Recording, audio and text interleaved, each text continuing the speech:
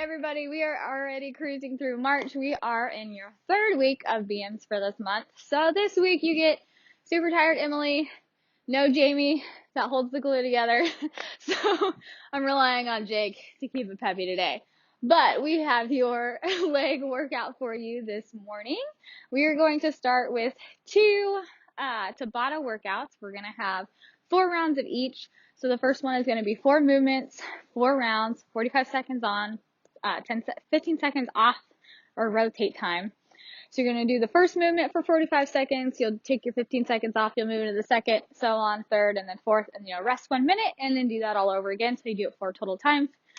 And then you'll rest for about 3 to 5 minutes, depending on what you need. And then we'll move into the second one. So for the first one, we have windmills. We haven't done this one before. If you have a kettlebell or even a can of beans, it'll work just fine. You don't need a heavy weight for this. The idea is to get a stretch with your leg. Try not to bend your knees if you can't, but you're going to hold that up over your head.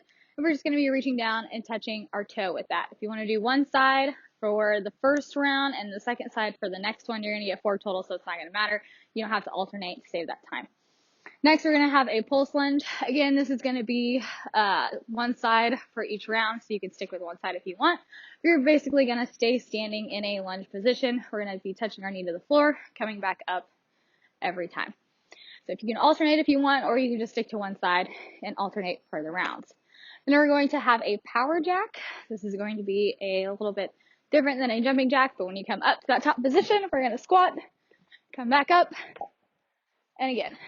And then finally, we're going to have a squat and a kick.